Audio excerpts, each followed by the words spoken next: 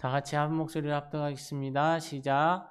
우리가 즐거워하고 크게 기뻐하며 그에게 영광을 돌리세. 어린 양의 혼인 기약이 이르렀고 그의 아내가 자신을 준비하였으므로 그에게 빛나고 깨끗한 세마포 옷을 입도록 허락하셨으니 이 세마포 옷은 성도들의 옳은 행실이더라. 네, 마스크를 쓰니까 이렇게 침 생기는 것도 헷갈릴 때가 있습니다. 자, 오늘 계시록 19장 7절에서 8절 말씀을 통해서 우리의 마음이 순수해야 한다라는 부분을 제목을 갖고 살펴보려고 합니다. 내용은 되게 간단합니다. 핵심 내용은. 그런데 우리가 이런 핵심 내용만 전한다고 해서 되는 것이 아니라 그 내용을 핵심 내용에 접근하기 위해서 여러 가지 주변의 상황들을 통해서 우리 살펴보는 것이 중요하기 때문에 오늘 말씀을 또 잘 들으시면서 핵심 내용을 마지막에 한마디로 요약하도록 하겠습니다. 여러분, 우리가 무언가를 바르게 안다라는 것은 굉장히 중요한 일입니다. 그런데 그것을 바르게 알기 위해서는 어떠한 편견도 있으면 안 된다는 거죠. 예를 들면 공무원 같은 경우도 마찬가지예요. 왜 공무원이 나왔을 때 예를 들면 교통사고가 나도 경찰이 보는 거하고 이쪽 사람 보는 거 저쪽 사람 가해자 피해자 보는 거하고 이런 게 다 달라요. 왜 그럴까요? 근데 누구 말을 믿어요? 공무원 말을 믿어요. 왜요? 그는 중립적인 자리에 있는 사람이다라고 생각하기 때문에 공무원의 말에 신빙성을 갖는 것입니다. 그런 것처럼 저와 여러분이 영적으로 무언가를 알려면 어떻게 해야 되냐면 그런 공정한 게 뭐냐? 편견이 없어야 된다. 편견이 없는 게 뭐냐? 마음이 청결해야 한다는 겁니다. 그래서 예수님도 팔복 얘기해서 산상수훈에서 가장 먼저 얘기하시는 게 뭐예요? 마음이 청결한 자는 복이 있나니? 라고 말씀하시는 거죠. 그러면서 우리에게 가장 중요한 저가 하나님을 본 것이다. 그래서 저와 여러분이 마음이 청결해지는 게 중요하다. 특히 편견 같은 것들도 굉장히 예전에 말했잖아요. 편견을 버려야 그 안에 진리를 발견할 수 있다. 이 편견이라는 것은 그 다른 사람의 이타적인 부분에 대해서도 지지만 자아적인 부분에 대해서도 굉장한 편견 갖고 있는 사람은 많아요. 자기는 뭐 우리나라는 뭐 외모 지상주의라 그냥 예쁘면 다 봐주고 잘생기면 다 봐주고 조금 자기 기준에 못하면 그냥 생긴 것도 그런 것이 이런 짓까지 해? 뭐 이러면서 괘씸죄까지 적용되는 시대잖아요 지금. 그러니까 사람들이 다 뭐냐면 자기 가진점에서 자기가 다 잘난 거야, 옳은 거야. 지금 보세요. 어디 포털 댓글이고 뭐 세상에 잘난 인간 그렇게 많아. 세상에 그렇게 잘나서 막 하는 사람들 많은데 정작 나타나는 사람은 없어. 여러분, 이게 이 사람들이 편견을 갖고 있기 때문에 그런 거예요. 자기도 자기 못난 거를 아는 건데 아는데 자기 스스로가 보이지 않으니까 거기서는 활개를 피고 날개를 피고 마치 무슨 히어로처럼 생각하고 사는 거죠.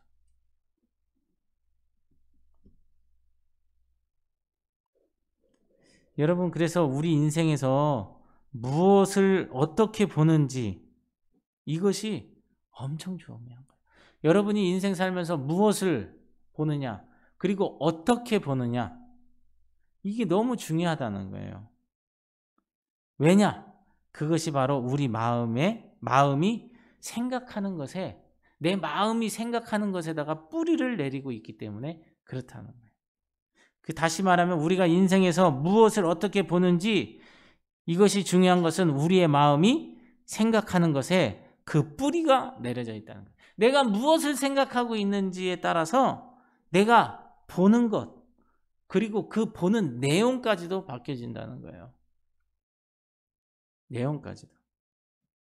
우리가 하나님의 나라에 대해서 분명히 분명하고 밝히 보게 되는 것을 경험하려면 우리의 마음을 순수하게 가지는 것이 필수다. 그럼 어떻게 순수하게 가질 수 있을까요? 물어볼까요? 어떻게 가질 수 있어요? 마음 어떻게 순수하게 가질 수 있을까? 네, 눈치가 그냥 알아서 하시지 갑자기 거의 그 느낌인데. 순수하게 가지려면요 우리가 매일 하나님 앞에 서야 돼요. 그렇지 않으면 마음이 순수할 수. 그러니까 거룩을 향해 나아가는 성화의 단계에 있는 사람들은 그 순수함을 잊지 않으려고 노력하는 거예요. 그 순수함을 잃지 않기 위해서는 어디 가장 거룩하신, 가장 깨끗하신 그분께 가까이 가면 갈수록 나의 좋지 못한 모습, 더러운 모습들이 보여지니까 자동적으로 어떻게 되는 거예요? 내 스스로가 씻겨져 나간다. 순수해진다. 그래서 여러분 하나님 찾고 안 찾고 굉장히 중요합니다. 별거 아닌 것 같은데 굉장히 중요해요. 알기는 알아. 해야지. 그죠? 하시기를 축복합니다. 자, 그래서 우리가 마음의 순수함이 왜 필요한가? 편견 없는 마음. 성경에서 예수님 말한 것처럼 마음이 청결한 자에게 어떤 일이 있기 때문에 그런가? 첫 번째는요. 하나님의 보좌에서 바라보듯이 모든 사건 속에, 그러니까 하나님의 보좌에서 계시적으로 알게 된다는 거예요. 그러니까 하나님에 대해서 하나님이 알려주신다는 거예요. 이게 유튜브로 나가니까 좀 그렇긴 한데 잘못하면 또 이단 소리 들을 수도 있는데 아니요. 하나님의 의중을 우리 가운데 알려주실 때는 계시로 그거 알려주시는 것을 계시라고 말하는 거예요. 왜? 우리가 알 수 없으니까. 계시로 알려주신데 그 계시를 성경 말씀, 성경 말씀이라고 하면 오케이 그렇게 얘기해요. 근데 우리 마음 속에서 하나님이 주시는 말씀, 그래서 이 안에서부터 거룩 막 그런 거 있잖아요. 나의 죄됨과 뭐 이런 것들이 쭉 깨달아지는 거 있어요. 이걸로만 말하면 이렇게 얘기해요. 중요한 거는요, 둘 다 맞아요. 왜 맞냐? 그런 것들이 오게 되면 그런 마음들이 우리 가운데 부어지잖아요. 그러면 성경에서 그런 것이 있는지 없는지를 찾는 거예요. 그래서 하나님의 계시를 통해서 알게 될 때 내 마음속으로 오지만 이 마음속으로 온 것들을 성경을 통해서 상고하는 거죠. 그렇게 된다면 그것이 정확하게 하나님의 말씀이고, 또 하나 그것을 통해서 그 말씀 구절이 보는 순간에 그냥 확 와버려요. 가슴팍으로. 그러면 이거는 반드시 그것을 통한 하나님의 말씀인 게 확실한 거죠. 그래서 계시록 4장 6절 보좌 앞에 수정과 같은 유리바다가 있고 보좌 가운데 보좌 주위에 네 생물이 있는데 앞뒤에 눈들이 가득하더라. 8절 네 생물은 각각 6날개를 가졌고 그 안과 주위에는 눈들이 가득하더라. 그들이 밤낮 쉬지 않고 이르기를 거룩하다 거룩하다 주 하나님 곧 전능하신 이여 전에도 계셨고 이제도 계시고 장차 오실이라 하고 라고 말을 합니다. 여러분 이게 계시록 같은 경우 볼 때 뭐 쓸데없는 거라고 할 수는 없어요. 그런데 좀 더 우리가 내 자신이 집중해서 봐야 될 부분들을 못 보고 있는 경우들이 참 많이 있는 것 같아요. 그 중에서도 지금 읽은 계시록 4장 6절 8절 보면 사람들이 여기 볼 때 관심을 갖는 게 뭐예요? 단어 하나하나예요. 생물들은 각각 6날개를 가졌어? 그러면 6날개가 뭐지? 그려놓고 이 6날개는 뭘까? 6날개가 뭘까요? 얘기해봐요. 지금 얘기하면 다 맞아요. 왜? 성경에 그 날개 하나가 뭐고 날개 하나가 뭐고 날개 하나가 뭐고 날개 하나가 뭐고 라고 말한 게 없으니까 말하면 다 맞는 거예요. 갖다 붙이기 나름이라는 거죠. 근데 여러분 사람들이 이런 걸 보다 보니까 어떻게 해요? 그래? 그러면 누가 뭐라 그랬을까? 뭐라 그랬을까? 답을 찾듯이 거기에만 국한돼 갖고 딱 종속돼 갖고 가는 거예요. 아니요. 여기서 말하는 건 뭐예요? 그러한 생물들이 밤낮 쉬지 아니하고 하나님을 거룩하다 거룩하다 거룩하다 전능하신 이여 이제도 계시고 장차 오실이라 찬송했다는 거예요. 그게 더 중요한 거잖아는 거예요. 그게.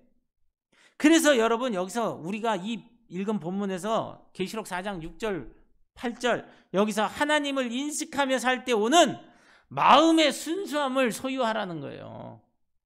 아멘? 마음의 순수. 그러니까 항상 하나님을 인식하며 살면 그 마음의 순수함이 있다는 거예요. 그 순수함을 당신들은 소유하고 살아. 그러면 그 소유함으로 나타나는 반응이 뭐냐? 결국 하나님은 거룩하시다 거룩하시다 거룩하시다. 어제도 계셨고 오늘도 계시고 장차 다시 오실 재림주 심판주로 오직 그분만을 찬양하고 경배한다는 거예요. 그게 예배자의 삶인 거예요. 그게 성도들의 마땅한 책무라는 거예요. 직무라는 거예요. 근데 뭐 날개가 몇 개냐 뭐 이거는 무슨 뭐 요정이냐 뭐 이런 거 해면서 그 날개는 무슨 파리 날개도 있고 무슨 귀뚜라미 날개도 있고 날개 종류를 얘기하고 나 그런 책 보고 그냥 갖다 버렸잖아요. 날개 종류는 백과사전에 찾아보면 나와요. 네이버에 물어보면 다 나와. 그 날개 종류를 왜 거기다 써? 물론 전혀 의미가 없다는 건 아니에요. 진짜 의미가 있어요. 근데 이런 부분에서 핵심을 딱 잡고 나서 그거를 보면 이 생물들이 도대체 뭘 의미하는지가 하나 둘씩 알아진다는 거예요. 그런 것들이 어디에서 있는지 어떻게 하라는 거예요? 성경을 찾아보라는 거죠. 그래야 그게 바르게 성경을 보는 거예요. 근데 사람들은 그렇게 안 해요. 왜? 그렇게 하려면 시간이 많이 걸리고 힘드니까 어떻게 해요? 단순한 걸 찾는 거예요. 단순한 거, 간단한 거. 그러면서도 뭔가 확실한 거. 근데 간단하면서 뭔가 확실한 건 없어요. 어디에도. 어떤 학자도 그렇게 말하지 않아요. 왜? 그렇게 말하면 자기 책 안 팔리거든. 그렇게 안 하면 자기 논문 못 쓰거든. 논문도요. 그게 다 있어요. 근데 그 사람들이 그렇게 쌈박하게 하겠어요? 자기도 평생 동안 울고 먹어야 될 건데? 없다니까요. 여러분 이렇게 시간이 걸리는 것 같지만 찾아가다 보면요. 어느 순간인가 하나가 빵 하고 생각이 열리기 시작하면요. 그 다음부터는 책을 펴는 순간부터 확 오는 거예요.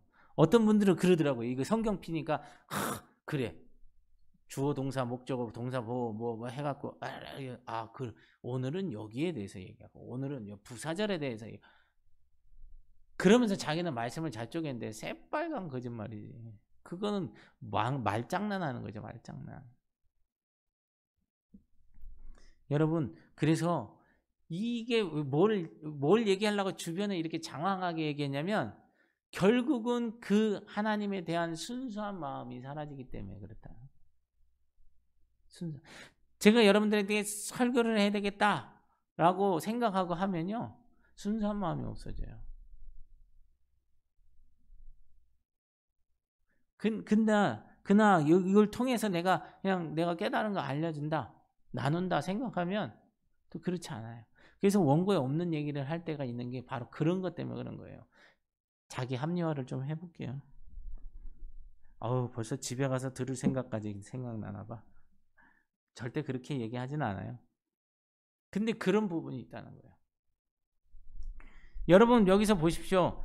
그것은 주님의 보좌 앞에 펼쳐져 있는 것들을 밝히 볼 수 있기를 추구하는 겁니다. 그래서 생물들이 여러 가지 의미할 수 있겠지만 결국 그 생물들 가운데서도 여기 보면 그 많은 눈이라고 되어 있습니다. 거기 보니까 그 안과 주위에는 눈들이 가득하더라. 눈들이.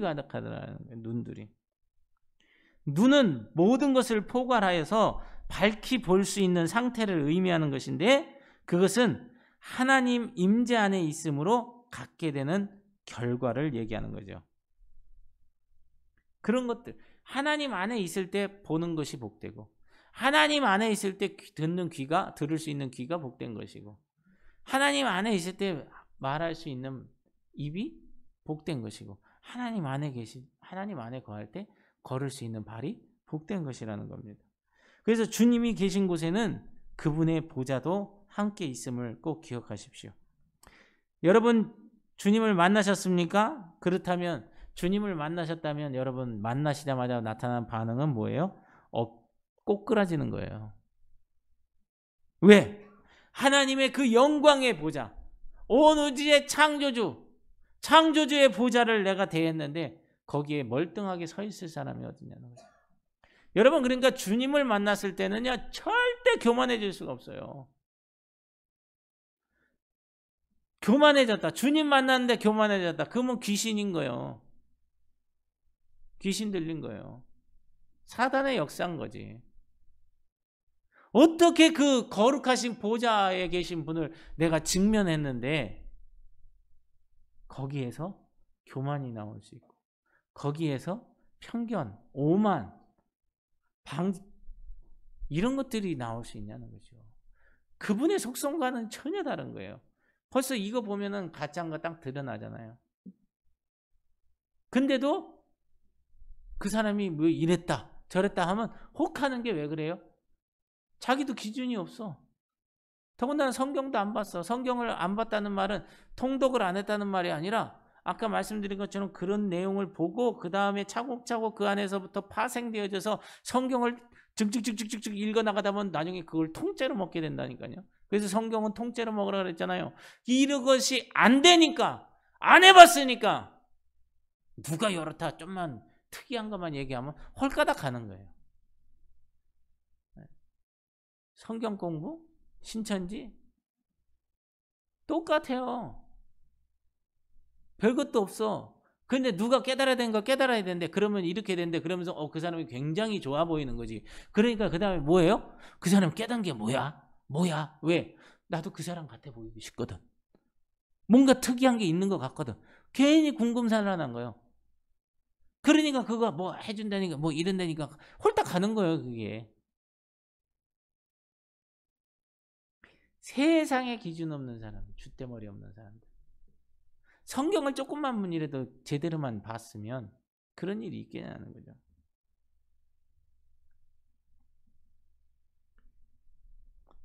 여러분, 그래서 영적으로 우리가 주님을 만나고 주님 영적으로 다시 태어났다면 당신은 위에서부터 다시 태어난 새 피조물이 된 줄로 믿습니다. 요한복음 3장 3절에 예수께서 대답하여 이르시되 진실로 진실로 네게 이르노니 사람이 거듭나지 아니하면 하나님의 나라를 볼 수 없다. 거듭나지 않으면 하나님 나라를 볼 수가 없대요. 바로 그 순간에 당신의 영은 성령의 역할로 인해서 예수님과 함께 하늘에 있는 그분의 보좌에 있고 하나님의 임재가 있는 곳에서 또한 그분의 비밀들을 볼 수 있게 되는 것입니다. 그래서 여기서 이 생물들은 하나님 임재 안에 거하는 사람들이 발견할 수 있는 삶을 상징하는 거예요. 하나님 임재 가운데 거하는 삶, 어떻게 해요? 마음이 순수한 사람, 그 보좌에 앉아서 계시적으로 알게 된다고 했잖아요. 그런 사람들이 하나님의 임재 안에 있는 사람, 그러니까 마음이 순수한 사람들이 어떻게 해요? 발견할 수 있는 삶. 어떤 사람들을 저런 사람, 그런 것들을 상징한다는 것이죠. 그분 안에서 우리의 눈은, 주님 안에 있을 때 우리의 눈은 생각할 수가 있어요. 되게 모순된 말이죠. 눈이 생각한다고? 그 눈으로 분별하고 이해할 수도 있습니다. 예수님의 마음이 우리의 비전에 합해져서 좁은 우리의 지각으로 볼 수 없었던 것들을 막 보게 하시는 거예요. 그래서 어떤 분들이 그러잖아요. 교회에서 이거 이렇게 했으면 좋겠는데 하면 그거 당신 보고 하라는 하나님의 뜻이라고 뭐 그렇게 얘기하시는 분도 있어요. 근데 그게 그렇습니다. 그래서 우리는 이 앞에서 본 것처럼 앞과 뒤에서 보게 된다는 것이죠. 보좌 가운데서부터도 보게 된다는 것입니다. 그래서 하나님 자신의 깊은 것까지 살펴보고 꿰뚫어 볼 수 있을 만큼 가까이 있을 수 있게 된다는 거예요. 뭐 할 때? 마음이 순수한 사람. 그리고 하나님 임재 안에 거하는 사람은 하나님의 깊은 것뿐만 아니라 우리가 알고 있는 이 상식선의 것들을 넘어선다는 거예요. 눈이 어떻게 생각을 해? 그리고 눈이 어떻게 분별하고 이해할 수 있어요? 근데 그런 것들은 우리의 기준이고, 왜? 의학적인 상식이 우리 가운데 있기 때문에 거기에 딱 잡혀 있는 것이고, 하나님은 그 모든 것들을 초월해서 하실 수 있다는 거예요. 그게 소위 예전에 말하면 4차원의 뭐 영성 뭐 그런 유로 표현했던 것 같습니다. 그래서 고린도전서 2장 10절에 보면 오직 하나님이 성령으로 이것을 우리에게 보이셨으니 성령은 모든 것 곧 하나님의 깊은 것까지도 통달하시느니라. 그러면서 동시에 하나님께 가까이 있는 것은 우리의 안에도 내 안에 눈을 준다는 거예요. 마음속의 동기를 살펴서 죄에 대한 방패막의 역할을 하는 그런 내적 눈이 내 안에 생긴다는 겁니다.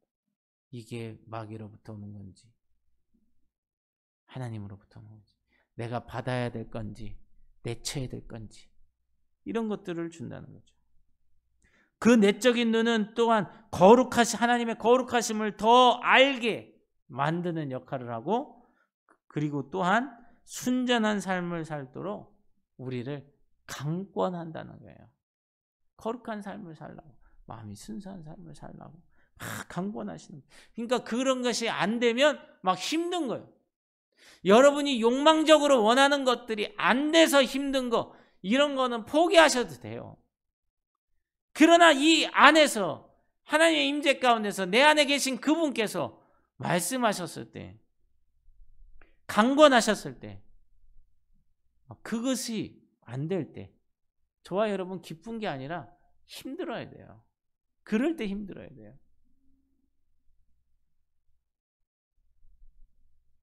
결국 그 생물들은 뭐라 그래요? 영적인 눈이 딱 열리니까 어떻게 돼요? 하나님을 바라보면서 그 입의 말로 찬양하되 거룩하다, 거룩하다, 거룩하다. 여러분, 하나님이 어떠하신 분이신지를 경험하시기를 축복합니다. 정말 그러면요, 이 단어, 하나님을 향한 수식어가 단어 하나하나들이 어떠한지를 경험하게 되면 여러분 그 말하는 순간에 그분의 그 보좌 앞에 있는 것 같은 거예요. 제가 저도 그런 경험을 몇 번 했는데 그 단어들 중에 하나가 거룩한 거였어요. 그냥 이렇게 말하다가 거룩만 나오면 그냥 온몸이 반응을 하는 거죠. 그분에 대해 그 거룩을 감히 내가 말을 하니까 그분은 거룩하십니다 하는 순간에 내 눈망울도 글썽글썽하는 거예요. 내가 그런 분과 함께 있다니 감격이 있는 거예요. 이렇게 단어들이 표현이 되어지는 거예요. 하나님과 함께 있다면, 하나님 안에 임재 안에 있다면 그런 것들을 하나님이 알려주신다. 그래서 하나님의, 아까도 얘기했지만 하나님 안에 깊은 것까지도, 네? 하나님의 자신의 깊은 것까지도 살펴보고 알 수 있도록 하나님 말씀하시는 거예요. 말씀하시다 어떻게 해요? 성경 안에 있는 말씀으로 깨닫게 하시는 거죠. 그러니까 말씀이 이해가 되기 시작하는 거죠. 저희 여러분, 이런 계시적으로 하나님이 우리에게 자신을 계시하셔서 하나님을 바라볼 수 있는 눈이 활짝 열리고, 오늘 여기 나온 생물들처럼 하나님을 바라볼 때 하나님 자신을 마음껏 찬양할 수 있는 저희 여러분 되시기를 축복합니다. 찬양은 그냥 노래 부르는 게 아니잖아요. 찬양은 그러고 어디야 소울샵 몇 옥타브 올라간다고 해서 잘 부르는 게 아니잖아요. 뭐 허스키 보이스는 없어요. 다 나름대로 있는 거지. 중요한 거는 그게 아니란 말이에요. 그분을 지금 내가 바라보고 그분 앞에서 그분이 깨달아진 마음을 가지고 내가 지금 찬양을 하는 거죠. 그게 찬양이에요. 그게 하나님 받으시는 거라고. 그냥 뭐 무조건 막 뛰고 뭐 한다고 다 찬양이 아니라는 거예요. 군중 심리 일으키려면 그거보다 훨씬 더 잘 일으킬 수 있지. 왜 못해? 투쟁 하고 그거 하면 되지. 그렇게 하면 되지. 근데 이건 그게 아니거든요. 살아계신 하나님을 내가 알기를 원하는 거죠. 근데 그 하나님이 나에게 계시해 주심으로 내가 알아. 어떻게 하는 거예요? 내 눈이 열어 그분을 바라봄으로 그분의 영광의 보좌를 내 온몸으로 찬양하는 거예요. 내 생물처럼. 이게 찬양이에요. 그러니까 이런 게 경험이 없으면 찬양이 뭔지도 모르고 이런 경험을 찬양 속에서 해보지 못했으면 예배 시간에도 찬양할 때 뭐 그거 준비 찬양이지 뭐 이런 식의 생각을 하는 거죠.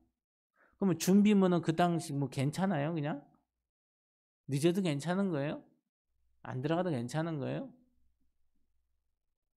그게 자기 무지함의 소치를 드러내는 거예요. 괜히 순서가 있는 게 아니에요. 하나님께서 다 거기에 맞는 은혜들이 있다는 거예요. 그래서 제가 누누이 말씀드렸지만 찬양을 잘 해야 설교가 개떡 같더라도 찬양 가운데 이미 열어서 그분의 보좌를 바라보고 있기 때문에 예배는 70% 이상 성공이다. 그 얘기를 한 거죠. 여러분 찬양하는 삶을 살길 원하십니까? 그럼 여러분 마음이 순수해져야 돼요. 편견이 없어져야 돼요. 그러니까 날마다 하나님 찾아야 돼요. 그리고 그분을 내가 봐야 돼요. 그러면 거기에는 그냥 거룩하다 그 존재밖에 없다는 거예요. 전에 말씀드렸지만 원망 불평하고 뭐 이쩌고 저쩌고 네 집이 어떠니 저 집이 어떠니 이러고 살 시간이 그게 보여지지가 않는다니까. 그 보좌 앞에서. 우리가 이것을 정말 명확하게 기억하셔야 됩니다. 지금은 뭔 말인지 모를 수도 있어요. 그러나 경험해 본 사람은 알아요. 체험하시길 축복합니다. 또 이 체험이라 그랬다고 또 체험 강조하다가 또 무슨 또 뭔 주의라 그러나. 네. 자, 그리고요.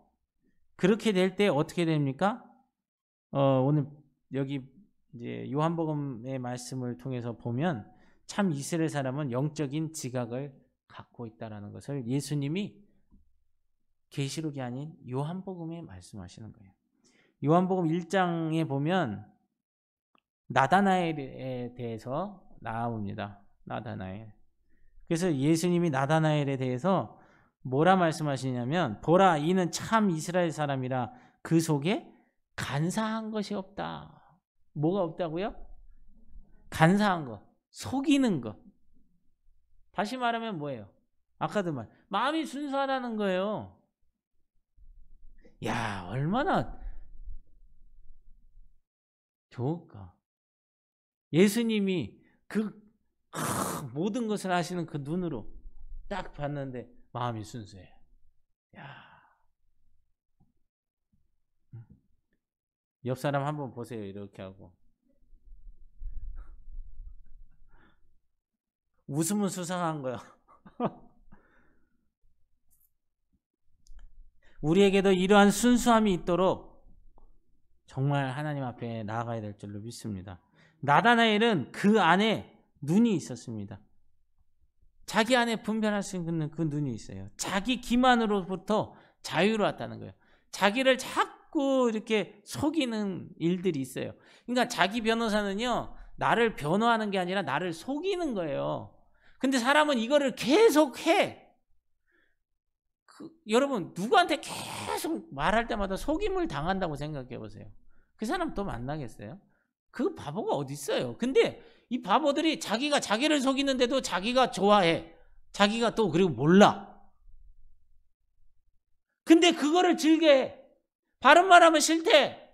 그리고 그게 좋다는 거예요. 그 자녀들 키워보시면 알잖아요. 부모가 봤을 때 이래서 이렇게 얘기하면 다 안다고요. 그 다 알아? 그렇게 다 아는 게 그러고 살아? 아니요. 여러분, 세상은요 어떻게 될지 알 수 없어요. 물론 예수님께서 그랬잖아요. 우는 사자처럼 삼킬자를 두루 찾아다닌다 그랬잖아요. 이 마귀 사탄이 찾아다니는데 여러분 이게 그냥 영적으로 예수 믿는 사람들의 자기 자녀 삼으려고 돌아다니겠어요? 뭐 그게 맞죠. 자, 그렇다면 이 세상은 뭐라는 거예요? 마귀판이라는 거예요. 마귀가 지금 소유하고 있는 거예요. 그러면 이 세상에 속한 것은 다 마귀인 거예요. 그러면 그 세상이 좋고 세상이 즐겁고 세상이 기쁘고 이렇게 하다 보면 결국 나는 누구의 종이 되는지 아세요? 세상의 종이 되니까 세상의 종은 곧 마귀의 종이 되는 거예요. 누구에게 순종하든지 그 순종하는 자의 종이 된다라고 성경은 명확하게 로마서에 말씀하잖아요. 근데 다 안 돼. 다 알긴 뭘 다 알아. 모르는 거죠. 그러니까 이게 어느 부분에서는 뭐 때문에 그러냐면 자기 기만인 거예요. 자기 기만. 물론 요즘 학대하는 부모들도 있잖아요. 막 애들 2달씩 그냥 놔갖고 막 그 또 걸렸잖아. 그런 부모 말을 말고 정말 나를 사랑하고 나를 아껴주고 정말 나의 미래를 응원해 줄 수 있는 그런 부모의 말이라면 또 그런 권면자의 말이라면 우리는 들을 수 있어야 돼요. 권면 내려놓고. 근데 그렇지 못하다는 거죠. 그러니까 자기가 자기에게 속으면서도 그게 즐겁고 행복하다는 거죠. 세상에 요거 좀만 떨어져서 보면 세상에 이렇게 바보 같은 사람 없어요. 이렇게 어리석은 사람 없어요. 그게 좋은 게 아니에요. 어떤 분은 그랬습니다. 하여튼. 그래서 여러분이 내적으로 진리를 고수하시기를 추구합니다. 그럴 때 외적으로도 진리를 깨닫게 됩니다.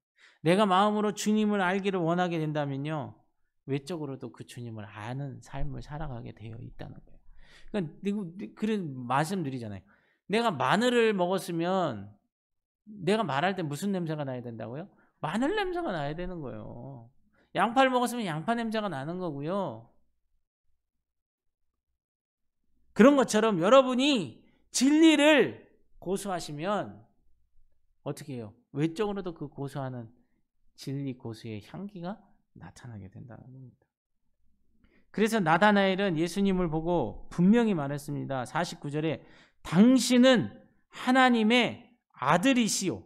당신은 이스라엘의 임금이로소이다. 라고 이야기를 했습니다. 예수님이 나다나엘에게 요한복음 1장 50절에서 51절에 이렇게 말합니다. 물론 중간에 약해서 읽겠습니다만 이보다 더 큰 일을 보리라.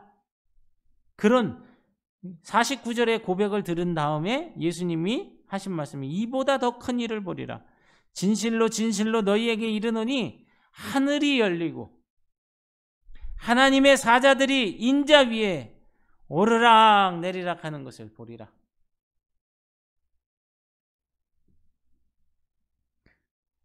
이런 거예요. 여러분 정말 인자들이 오르락 내리락 하는 게 보일까요? 구로에 가면은 어떤 이단교회는 그래요. 할렐루야, 지금 우리 성령님이 함께 하십니다. 아, 예, 감사합니다. 환영합니다. 막 이래다.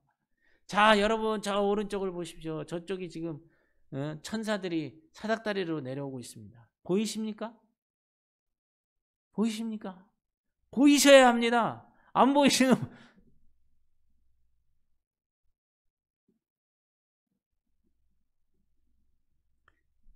여러분, 이게 우리의 육안으로 보이는 게 아니에요. 물론 그런 건 있어요. 앞에서 하나님이 영적인 문을 딱 여셨을 때 그것들이 우리의 마음 가운데 그 영상이 쫙 같이 투영이 돼서 보여지는 게 있어요. 그거는 충분히 있어요. 근데 그게 안 보인다고 이상한 것도 아니에요, 사실. 안 보일 수도 있잖아요. 뭐 눈 시력이 다 똑같나? 안 보일 수도 있는데 안 보이는 분들이 얼마나 또 그렇게 있냐는 거죠. 근데 그걸 통해서 하나님이 뭔가를 하시기 원하시는 그 기본 핵심 목적을 잡아야 되는데 자꾸 사람들은 엉뚱한 것만 잡는. 그죠, 정 집사님? 정 집사님은 그때 봤죠? 카자흐스탄 갔을 때. 여기 같이 앉아있는데 그 강사가 이렇게 하면서 뭘 얘기했더라? 뭘 하여튼 얘기했는데 눈을 감고 있는데 나도 그게 보이는 거예요. 이렇게 눈을 감고 있었죠. 네. 그랬더니 옆에 있는 집사님이 뭘 보셨네? 뭐 어쩌네? 뭐 어쩌고 그러더라고요. 그래서 뭐 그렇다고 그랬더니 나중에 보신 분들이 있으면 나와서 얘기하라고 그러는데 안 나갔죠. 전 낯가림이 심해서. 이제 그런 것들은 보면 그렇게 보여주실 때가 있는 거예요. 안 봤다고 능력이 없는 것도 아니고 봤다고 능력 있는 것도 아니에요. 하나님이 보이고 싶으시면 다 보이시는 거예요. 대신 중요한 거는 뭐예요? 보이든 안 보이든 그게 중요한 게 아니라 마음의 순수함을 예수님께 인정받으면 된다는 거예요. 예수님께 인정받으면 된다는 거예요. 그거 하나라고요. 왜냐? 여러분 보십시오. 우리의 이게 마음이 정직하니까 어떻게 돼요? 하늘의 비밀을 밝히 볼 수 있다라는 것입니다. 나다나엘 보세요. 어떻게 그렇게 놀라운 고백을 합니까? 베드로 보세요. 네 것을 알게 하시는 이는 성령이 알게 해주신 거야 라고 딱 베드로는 명시했는데 나다나엘은 그런 말이 없잖아요. 나다나엘에게는 없어요. 그건 나다나엘 스스로가 알아들었다는 얘기예요. 예수님을 보고 알아먹었다는 얘기예요. 어떻기 때문에? 마음이 순수했기 때문에 알았다는 거예요. 야, 난 그래서 나다나엘과 같이 축복합니다. 그래서 여러분 밝히 볼 수 있게 되는 것은 청결한 마음이 가져다주는 결과라는 거예요. 그러니까 마음이 깨끗하면 보는 것도 밝히 보는 거예요. 근데 마음이 더러워지면 보는 것도 더럽게 보는 거예요. 그래서요, 뺀질 거리는 사람이 다른 사람이 또 뺀질 거리는 거를 못 봐. 그래서 뺀질 거리는 거 말을 해. 왜? 내가 아니까. 분명히 이렇게 할 거야. 그리고 잔소리를 하게 돼 있어요. 그런 것들이 항상 있습니다. 여러분, 겸손히 거룩을 추구할 수 있기를 바랍니다. 그것은 우리 모두 하나님을 볼 수 있는 준비 작업이 된다는 거예요. 그래서 하나님을 찾는 게 거룩해지는 거고요. 내 마음이 순수해지는 거고요. 그것이 바로 하나님을 볼 수 있는 길로 나아가게 된다는 겁니다. 그러니까 우리 이 시대의 나다나엘이 되시기를 축복합니다. 정말 보는 거예요. 그분을 순수한 마음으로. 우리의 마음이 둔하기 때문에 영적으로 소경된 것을 이 세상에서 불행한 상태로서 그런 걸 시연히 하게 되는 것입니다. 사실 여러분 구약에서 하나님께서 죄를 심판하시는 방법이 있는데 그 중에 하나가 하늘을 닫으신 거예요. 하늘을 닫으셨다. 여러분 많은 크리스천들에게도 마찬가지로 하늘이 닫혀 있는 사람들이 얼마나 많습니까? 예수 믿는다고 하지만 하늘이 닫혀 있는 사람 얼마나 많냐는 거죠. 하늘의 영역을 보거나 자신의 마음속을 밝히 볼 수 있는 사람 거의 없다는 겁니다. 하나님은 그 마음이 굳어 있는 사람에게 언제나 닫혀 있는 거예요. 그래서 주님 말씀하셨죠. 아까 읽은 말씀처럼. 요한복음 1장 51절에 진실로 진실로 너희에게 이르노니 하늘이 열리고 하나님의 사자가 인자위에 오르락내리락하는 걸 보리라. 다시 말하면 하늘이 열리고 하나님의 사자들을 보리라. 어떻게 하라고요? 겸손을 추구해라. 거룩을 추구해라. 순수한 마음을 추구해라. 그러면 열릴 것이다. 하나님은 우리가 영적으로 보는 눈을 갖기를 원하십니다. 할렐루야. 그래서 오늘 가장 핵심은 뭐냐면요. 하나님을 인식하며 살 때 뭐가 소유가 된다고요? 순수한 마음을 소유하게 되는데 그 순수한 마음을 소유해야 하는 이유는 하나님은 우리가 영적으로 보는 눈을 갖기를 원하십니다. 닫혔던 하늘이 열리기를 원하신다는 거예요.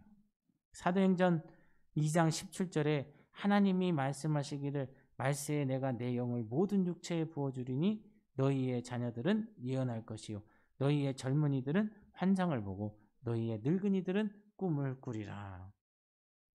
하늘에 있는 하나님 나라와 땅에 있는 그분의 나라 사이에는 연속성이 있다는 것을 기억하십시오. 어떤 분들은 그럽니다. 초자연 현상들은 1세기에 이미 끝났다.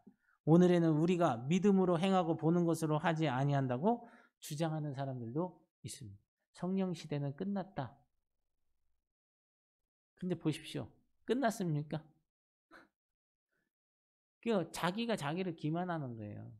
그러니까 말씀을 갖고도 말씀을 정확하게 풀지 못하는 거죠. 그래서 이들이 쓰는 구절이 뭐냐니까 고린도후서 5장 7절. 이는 우리가 믿음으로써 행하고 보는 것으로 행하지 아니하노라. 아니함이로라. 그렇게 얘기합니다. 여러분 생각해 보세요. 우리의 믿음은 맹목적인 것이 아닌다는 겁니다. 증명된 거, 보는 것을 믿는 거예요. 여러분 어떻게 해서 예수님 믿으셨어요? 그 은혜를 경험하지 않고 믿어집니까? 은혜를 경험하지 않고 믿어지냐고요? 절대 안 믿어져요. 그러면 그 은혜를 경험하는 건 뭐냐는 거죠. 보인 것이라는 거예요. 그렇다면 성령 시대가 끝났다고 주장하는 사람들의 말은 이미 틀린 거예요. 하나님의 계시로? 하나님이니까 성령이라는 단어가 없으니까? 아니요. 그분은 삼위일체 하나님이신 거예요.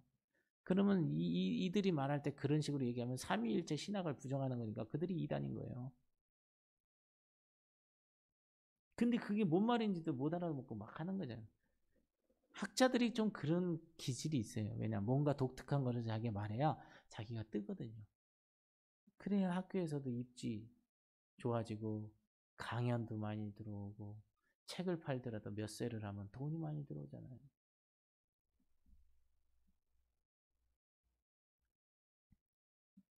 그게 다 순수한 마음이 아니라는 거예요. 제가 이 순수한 마음을 왜 아냐면 저도 순수하지 못한 마음이 있기 때문에 알아요. 그래서 어느 때는 이러니까 그러면 이런 거 생각 안 하고 이렇게 해서 이렇게 살면 내가 이렇게 잘 될까? 뭐 이런 생각도 해보고 저런 생각도 해보는 거예요. 그 생각이야 더 지 맘대로 할 수 있죠. 그런데 그 생각을 품느냐 안 품느냐는 내 결정이에요. 그래서 그 마지막 결정에서 버리는 발로 걷어차는 거죠. 하나님 그래도 이게 낫죠. 그래도 이렇게 한 부분들을 제가 가야 되겠죠. 라고 말을 하는 거죠. 여러분 믿음으로 행하고 보이는 것으로 하지 않는다고 말하기 전에 바울이 뭐라고 말을 했는지 앞절을 보면은 분명히 알 수 있어요.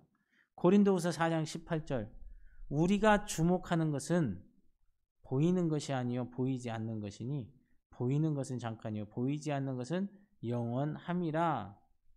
그렇게 얘기하면서 우리가 결국 그 영원한 것에 대한 것을 믿음으로 바라보고 행한다라는 거죠. 그러니까 이게 좀 다른 거예요. 이게 의미가. 그래서 여러분 바울은 영적인 세계를 꿰뚫어보는 계시적인 눈을 가지고 있었다고 말을 할 수 있습니다. 그러니까 바울도 엄청 순수했던 사람이죠. 오죽함 세상에 볼 때 미련한 거죠. 그렇게 복음 전하다가 자기가 잘못한 것도 없는데 두들겨 맞고 피 질질 흘리고 다리 쩔뚝쩔뚝거리면서 그 황량한 데를 걸어가서 또 복음 전하고 또 복음 전하고 또 복음 전하고 또 복음. 이게 세상에서 볼 때 정신병자 아니에요? 그런데도 그거를 할 수밖에 없었던 건 그의 마음이 얼마나 순수했냐는 거예요. 그럴 때 하나님이 그에게 능력을 주신 거예요. 어떤 분들은 막 바울에게 있었던 능력을 내게 주십시오. 그러면 막 다 지식과 지혜와 막 이런 거 얘기했는데 바울은 그거 다 배설물처럼 버렸잖아요. 다 버렸다고요. 예수 그리스도를 아는 지식이 가장 고상합니다. 결국 뭐예요? 그분 알기를 원해서 그분과 함께 하기를 원해서 그것이 유일한 목적이고 그것 가운데 있는 것이 자기 가장 그랬을 때 자기의 삶에 나타나는 것들이 자기가 도저히 할 수 없고 상상할 수 없는 일들이 그 주변에서 나타났다는 거예요. 근데 사람들은 이거는 안 보고 주변에서 나타난 것들을 보고 그러면 얘는 어떤 애일까 하다 보다 보니까 막 가벨리알 문해고 뭐고 막 하니까 하나님 이런 지혜와 능력을 바울에게 주셨던 걸 내게도 주십시오. 40일 기도한다고 오냐 이거요. 그러니까 이상한 귀신들이나 덕지덕지 붙는 거지. 봐야 될 걸 못 본다니까요 이게. 그래서 세상 의사들도 그러잖아요. 명의가 누굽니까? 명의를 누구라고 해요? 남들은 다 못 보는데 그 못 보는 것 중에 문제를 딱 발견하는 게 명의예요. 이게 한약에서도요, 한방에서도 이 맥도 그냥 맥이 아니에요. 어디 가서 이렇게 손 내밀면 딱 짚잖아요. 이게 그냥 맥이 아니에요. 일반 겉에 1차 맥이 있고요. 저 깊은 맥이 있어요. 일반적으로 보는 맥은 이걸 하고 먹잖아요. 그러면 별반 효과 없어요. 근데 그 속에서 뛰는 깊은 맥을 볼 수 있는 사람이 진짜 실력자예요. 그래서 그 깊은 맥 속에서 뛰는 거를 보고 약을 그 체질에 맞는 국산이면 국산 이거를 해서 조제해서 먹잖아요. 그건 직방 났습니다. 한약이 양약보다 빠르다고 말할 정도로 직방 났습니다. 그게 잡을 수 있는 게 명이에요. 이런 게 누구한테 있어요? 사람에게는 없어요. 오직 하나님께만 있어요. 그러니까 그 하나님과 관계가 가까워지고 순수한 마음 가운데 있으면요. 우리의 삶 가운데 다른 모든 삶 가운데서도 명확하게 분별할 수 있는 그게 있다는 거예요. 그러면 사람들이 깜짝깜짝 놀라는 거죠. 그래서 오죽하면 예수님이 오셔서 말씀하실 때 그랬어요. 야, 이 말하는 것 봐라. 여태까지 듣지도 못했던 말을 하네? 이야, 막 이러고 회당에서 난리가 났던 거예요. 왜? 전혀 겉으로만 보는 게 아니라 깊은 맥을 딱 거기에 말을 하게 돼요. 영원한 영적 몸이 하늘에서 준비되어 그들을 기다리고 있습니다. 고린도후서 5장 1절 만일 땅에 있는 우리의 장막집이 무너지면 하나님께서 지으신 집 곧 손으로 지은 것이 아니요 하늘에 있는 영원한 집이 우리에게 있는 줄 아느니라. 그러면서 4절에 참으로 이 장막에 있는 우리가 짐진 것 같이 탄식하는 것은 벗고자 함이 아니요 오히려 덧입고자 함이니 죽을 것이 생명에 삼킴바 되게 하려 함이라. 그러면서 고린도후서 12장 3절에서 4절에 보면 내가 이런 사람을 아노니 그가 몸에 있었는지 몸 밖에 있었는지 나는 모르거니와 하나님은 아시느니라. 그가 낙원으로 이끌려가서 말로 표현할 수 없는 말을 들었으니 사람이 가히 이르지 못할 말이로다. 바울은 신약성경에 3분의 1을 썼습니다. 그 모두가 자기가 밝히 보았던 그리스도에 대한 기록이라는 것이죠. 그럼 바울은 어떻게 볼 수 있었을까?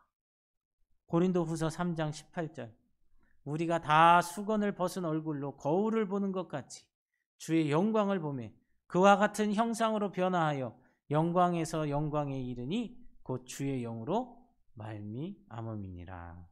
그리고 4장 1절에서 2절 그러므로 우리가 이 직분을 받아 긍휼하심을 입은 대로 낙심하지 아니하고 이에 숨은 부끄러움의 일을 버리고 속임으로 행하지 아니하며 하나님의 말씀을 혼잡하게 하지 아니하고 오직 진리를 나타내므로 하나님 앞에서 각 사람의 양심에 대하여 스스로 추천하노라. 그렇게 말을 하고 있습니다.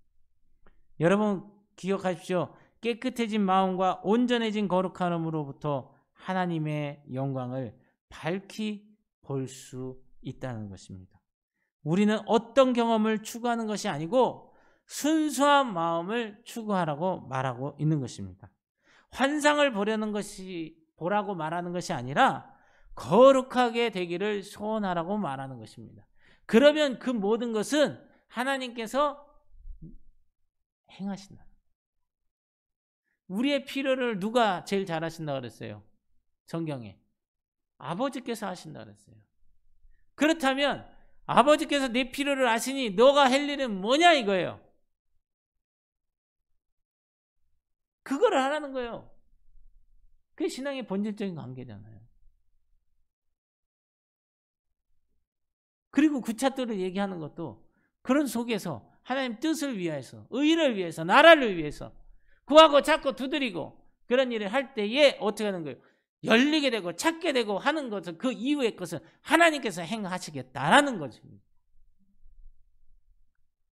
근데 사람들은 그런 걸 생각 안 하는 거예요. 이런 부분에서 우리의 관점이 바뀌어야 된다고 자꾸 얘기하는 겁니다. 왜냐? 수건을 벗어야 된단 말이에요. 벗어야 되는데 옛날에 갖고 있던 거 계속 쓰고 있는 거예요. 그 더러운 거 계속 갖고 있는 거예요. 하나님 원치 않냐는 거 계속 갖고 있는 거예요.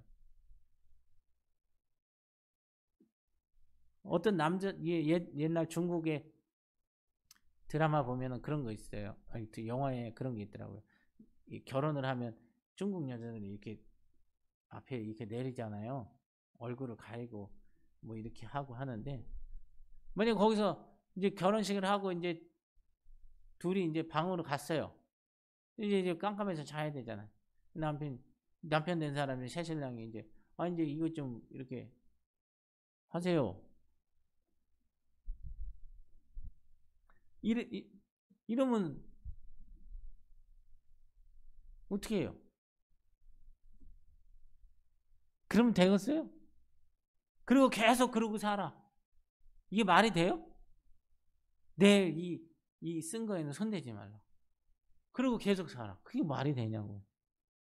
여러분, 그러니까 이게 내가 갖고 있어야 되는 건지 벗어야 되는 건지 이럴 때인지 저럴 때인지 구분이 안 되는 거예요, 세상에. 뭘 해야 될 때인지. 여러분, 초대교회의 초자연적인 영역이 자연스러웠던 것처럼 그들의 마음이 청결해야 하는 것도 당연한 일이다. 그러니까 초대교회를 닮아가자. 뭘 초대교회를 닮아? 어떤 걸? 여기서 놓치지 말아야 할 핵심은요, 마음의 순수함이에요. 그럴 때 성령이 초자연적인 역사가 그곳에 나타났다는 거예요. 그러므로 우리가 구해야 할 것은 뭐예요? 성화되기를 구하는 거예요. 매일과 같이 거룩한 하나님 앞에 나아가는 것. 그래서 그분만을 알기를 원하고 그분을 찾는 거죠. 사도행전 2장 17절에서 18절 말씀, 하나님이 말씀하시기를 말세에 내가 내 영을 모든 육체에 부어주리니 너희의 자녀들은 예언할 것이요 너희의 젊은이들은 환상을 보고 너희의 늙은이들은 꿈을 꾸리라. 그때 내가 내 영을 내 남종과 여종들에게 부어주리니 그들이 예언할 것이요 라고 말씀합니다. 여러분, 결론을 맺으면 단지 깨끗한 마음을 가질 수 있도록 그리스도께서 매일 당신을 살펴보시고 깨끗하게 해주시도록 구하십시오. 주님이 그분의 말씀으로 당신을 씻으시고 그분의 거룩으로 당신을 징계하시면서 그분의 임재 속으로 당신을 더욱더 가까이 이끌 것입니다. 그럴 때 나다나엘처럼 바울처럼 그분을 바라봅니다. 그럴 때 당신의 눈이 열려 오늘 읽었던 말씀처럼 안과 밖의 것들을 다 볼 수 있게 된다. 이게 분별의 지혜입니다. 내 안과 밖을 볼 수 있는 분별의 지혜. 마음이 순수한 사람들에게 그분의 그 기준이 오는 거예요. 저 여러분 삶 가운데 성령님의 놀라운 역사가 있기를 원하지 않는 분이 어디 있겠어요? 그러기 위해서는 뭐 해야 돼요? 오늘 나다나엘처럼 마음의 순수함을 가지고 나가야 되는 겁니다. 내 생물이 보았던 그 하나님의 보좌의 계시를 받을 수 있었던 것도 마음의 순수함이었습니다. 그 순수함으로 나갈 때 하나님이 우리에게 원하시는 내가 눈을 열어 보기를 원하는 그 하나님의 소원이 이루어지고 하나님의 소원이 이루어질 때 우리는 내 안과 밖을 다 보면서 분별하면서 이 시대를 살아갈 때 다른 사람들이 볼 때 하나님의 영광으로 나타나게 된다는 것 꼭 기억하시고 그런 은혜의 삶이 있기를 예수님으로 축복합니다.